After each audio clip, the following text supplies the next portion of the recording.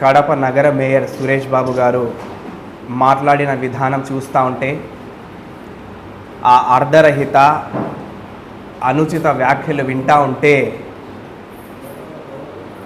వినాశకాలే విపరీత బుద్ధి అని చెప్పి చాణక్యుడు చెప్పింది గుర్తుకొస్తాం.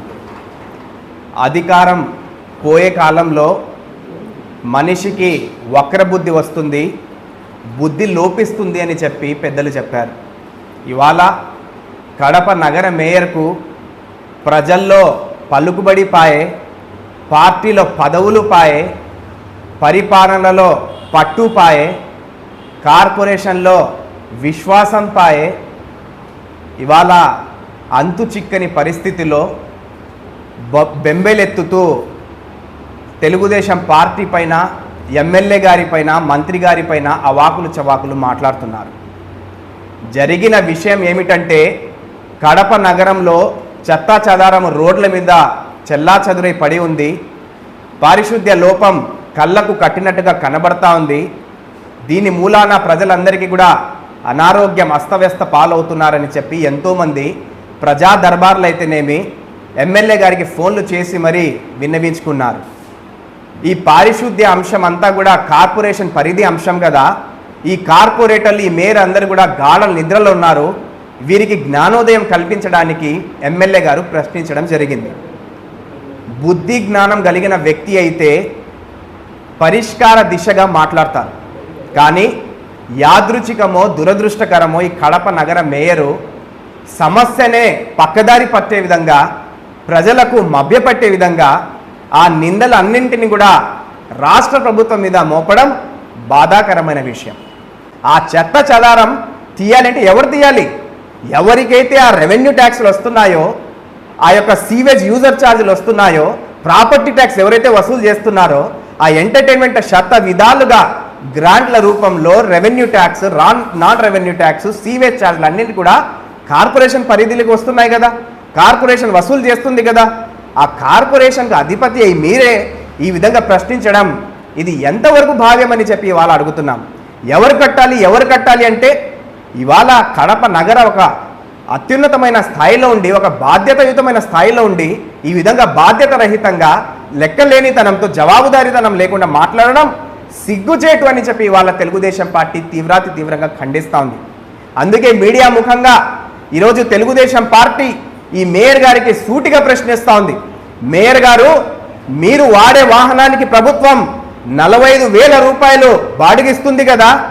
అంటే ఒక అత్యున్నత స్థాయిలో ఉండే వ్యక్తి, ఒక అఫీషియల్ స్థాయిలో ఉండే వ్యక్తి తిరిగే వాహనానికి 45,000 రూపాయలు ఉంటే, చెత్తను ఎత్తే వాహనానికి ఆ ఆటోకు అక్షరాల 63,000 రూపాయలు నెలకు మీరు ఎందుకు చెల్లిస్తున్నారని చెప్పి ఇవాళ తెలుగుదేశం పార్టీ గట్టిగా ప్రశ్నిస్తూ ఉంది. ప్రజాధనాన్ని ఈ విధంగా దుర్వినియోగం చేసే అధికారం మీకు ఎవరు కల్పించారు? అవేమైనా బెంజ్ కార్లా? ఏమైనా కడపలో రోల్స్ రాయస్తో చెత్తని ఎత్తుతున్నారా? అన్ని లక్షల రూపాయలు మీరు ప్రైవేట్ ఏజెన్సీలకు ఎందుకు కట్టబెడుతున్నారని చెప్పి వాళ్ళ తెలుగుదేశం పార్టీ గట్టిగా ప్రశ్నిస్తూ ఉంది. అంతేకాకుండా ఆ ప్రైవేట్ ఏజెన్సీలు అగ్రిమెంట్ మీ దగ్గర ఉంది కదా. ఆ చెత్త చెదారాన్ని సేకరించే బాధ్యత ఆ యొక్క ఏజెన్సీలేదు కదా.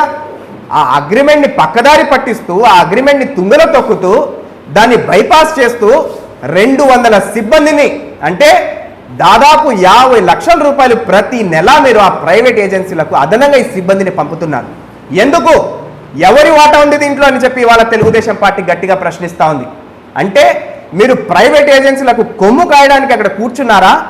ఈ విధంగా లెక్కలేనితనంతో మీరు మాట్లాడడం ఇది సముచితమేనా అని చెప్పి ఇవాళ అడుగుతున్నాం.